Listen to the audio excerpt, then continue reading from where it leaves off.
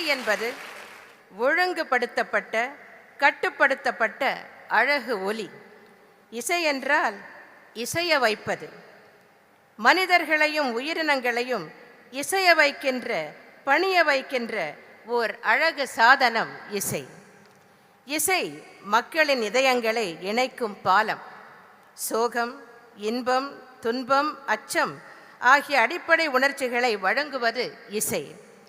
அதனால்தான் இசைக்கு மயங்காதார் எவருமில்லை, இசை கேட்டால் புவி அசைந்தாடும் என்றெல்லாம் இசையின் மகிமையை புகழ்ந்துரைப்பர் சான்றோர்கள். இப்படிப்பட்ட இன்றியமையா தன்மை வாய்ந்த இசையின் மூலம் நம் உள்ளங்களையெல்லாம் கொள்ளை கொண்டவர்கள் திரு MS விஸ்வநாதன் மற்றும் திரு TK ராமமூர்த்தி. இசை பின்னணி ஏதுமில்லாத ஏழ்மை குடும்பத்தில் பிறந்த திரு MS விஸ்வநாதன் அவர்கள் 4 வயதில் தனது தந்தையை இழந்த சூழ்நிலையில் நீலகண்ட பாகவதரிடம் இசையினை பயின்று 13வது வயதிலேயே மேடை கச்சேரி நிகழ்த்திய பெருமைக்குரியவர். புரட்சி தலைவர் MGR நடித்த ஜெனோவா திரைப்படம் மூலம் தமிழ் திரையுலகில் அறிமுகமாகிய திரு MS விஸ்வநாதன் பணம் திரைப்படம் முதல் 1000ல் ஒருவன் திரைப்படம் வரை திரு TK ராமமூர்த்தி அவர்களுடன் இணைந்து 700க்கும் மேற்பட்ட படங்களுக்கு இசையமைத்திருக்கிறார். தமிழ், மலையாளம், தெலுங்கு, கன்னடம், இந்தி என பல்வேறு மொழிகளில் 1200க்கும் அதிகமான திரைப்படங்களுக்கு இசையமைத்து ஆயிரக்கணக்கான பாடல்களுக்கு மெட்டமைத்த பெருமை திரு MSV அவர்களை சாரும்.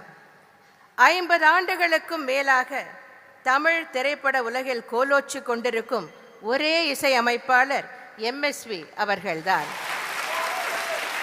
300க்கும் மேற்பட்ட இசை கருவிகளை கொண்டும் பாடலுக்கு இசையமைத்திருக்கிறார்.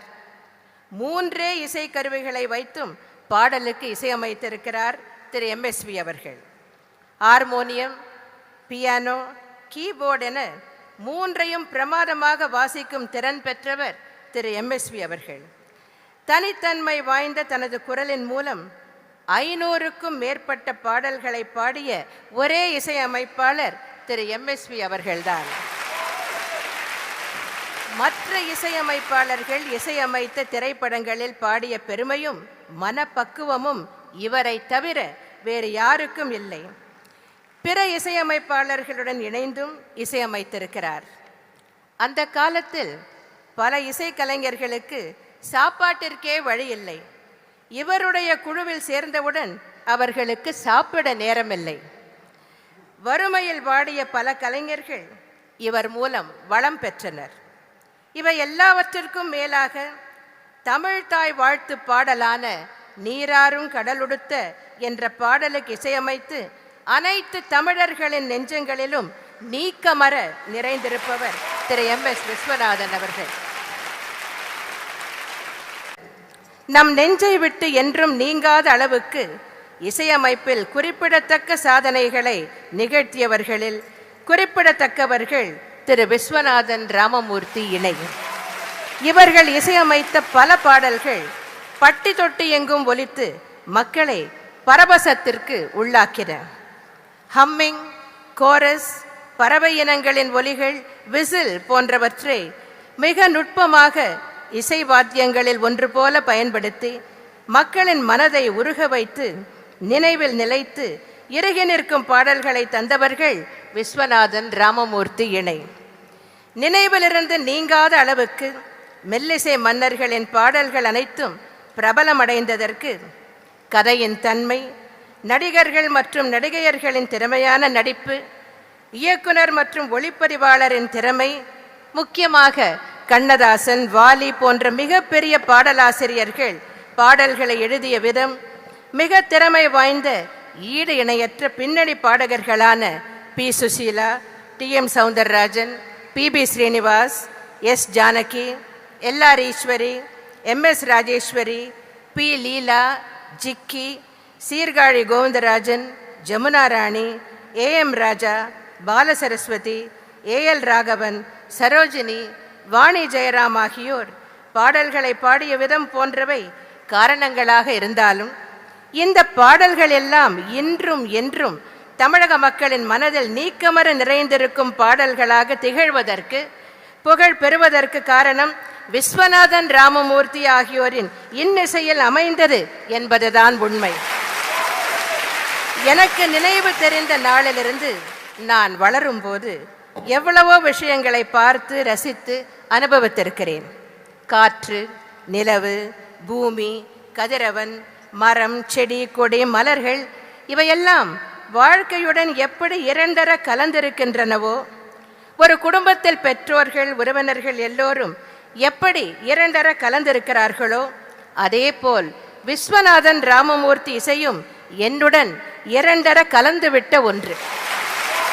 அந்த இசையுடனேயே நான் வளர்ந்திருக்கிறேன். விஸ்வநாதன் ராமமூர்த்தி இணையின் இசைக்கு எல்லையே கிடையாது. அனைத்து வயதினரையும் ஈர்க்க வல்லது.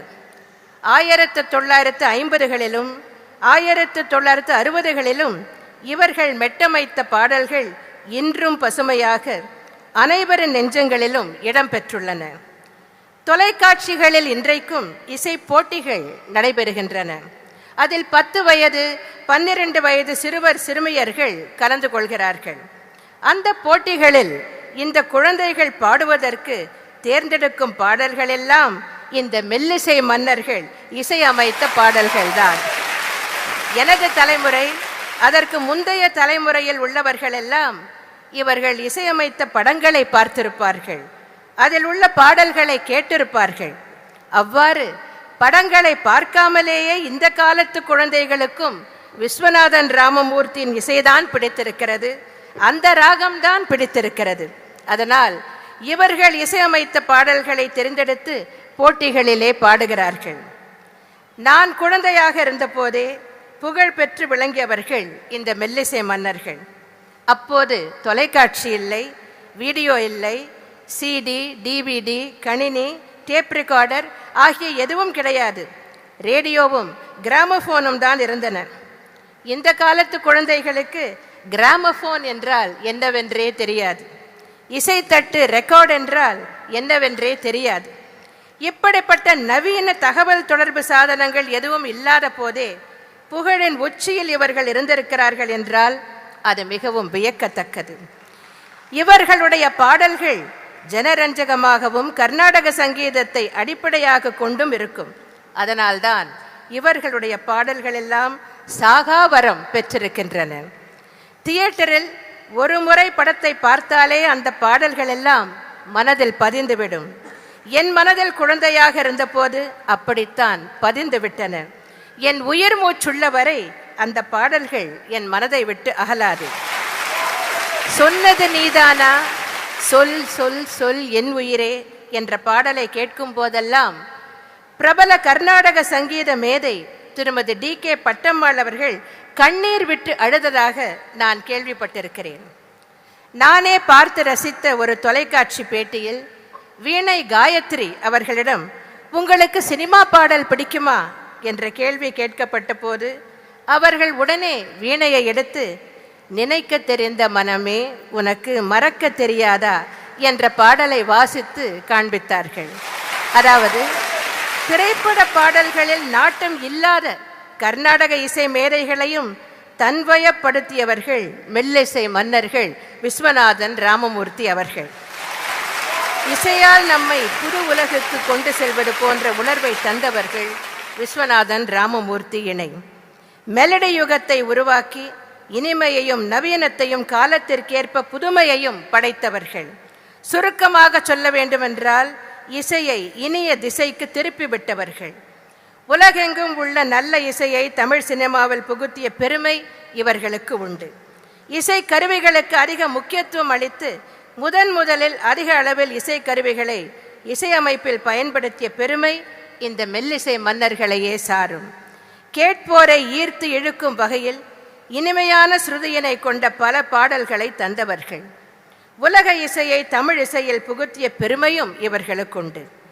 தமிழ் திரைப்படங்களுக்கு மட்டுமல்லாமல் தெலுங்கு, கன்னடம், மலையாளம், ஹிந்தி ஆகிய மொழி படங்களுக்கும் இசையமைத்து புகழ் பெற்று விளங்கினார்கள். இசையை பற்றி நுணுக்கமாக தெரியாதவர்களையும் இசைய வைத்த பெருமை மெல்லிசை மன்னர்களுக்கு உண்டு.